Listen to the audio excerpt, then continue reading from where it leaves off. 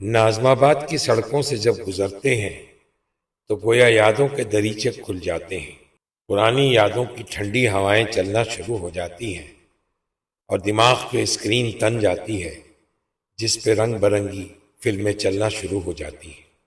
پاکستان کے دوسرے governor general خواجہ ناظم الدین کے نام پہ بنائی گئی یہ بستی، جو مڈل کلاس لوگوں کے لیے اس زمانے میں شہر سے باہر بسائی گئی اور آج یہ شہر کا مرکزی حصہ بن گیا ہے۔ ناظم آباد، جس کو اس کے پڑوسی محلے لالو کھیت والے پیار سے ناجم آباد بھی کہتے تھے، ایک زمانے میں جب شہر کے مرکزی سینماؤں میں فلم ریلیز ہوتی تھی اور اس کے ٹکٹ دستیاب نہ ہوتے تھے تو ہم لوگ ریلیکس سینما ناظم آباد آیا کرتے تھے۔ ناظم آباد 7 نمبر، عباسی شہید ہسپتال، گول مارکیٹ، بڑا میدان، چھوٹا میدان، ہمدرد کی فیکٹری اور نہ جانے کیا کیا جو آج دماغ کے پردوں پہ گھوم رہے ہیں۔ بائیں جانب مشہور انو بھائی پارک، جو بعد میں انو بھائی گراؤنڈ کے نام سے مشہور ہوا۔ ناظم آباد کا علاقہ مڈل کلاس لوگوں کی بڑی بستی تھی اور یہاں تعلیم کا رجحان بہت زیادہ تھا۔ ناظم آباد نے پاکستان کے بڑے لوگوں کو جنم دیا ہے جنہوں نے پاکستان کا نام پوری دنیا میں روشن کیا ہے۔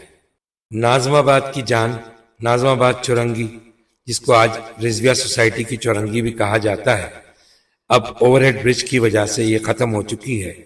دائیں جانب اردو بازار اور اس کے ساتھ ہی گورنمنٹ ڈگری کالج اور مشہور زمانہ سر سید گرلز کالج، جو اس علاقے کی تعلیمی ضروریات کو پورا کرتے رہے تھے۔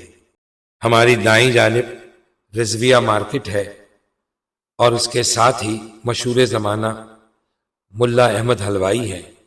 سامنے ناظم آباد کا میٹرو اسٹیشن ہے جس کے بالکل ساتھ ہی ملا احمد حلوائی کی مشہور دکان ہے۔ ہم اپنے بچپن میں جب ناظم آباد پہنچتے تھے تو ملا احمد حلوائی کو دیکھ کے دل باغ باغ ہو جاتا تھا، جہاں کی مشہور کھوپرے والی برفی، جس کا آج بھی کوئی جواب نہیں ہے۔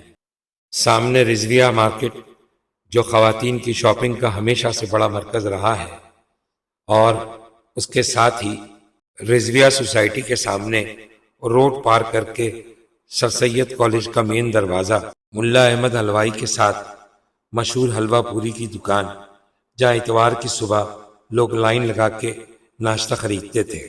یہاں زبان کا حوصلہ ختم ہو جاتا ہے۔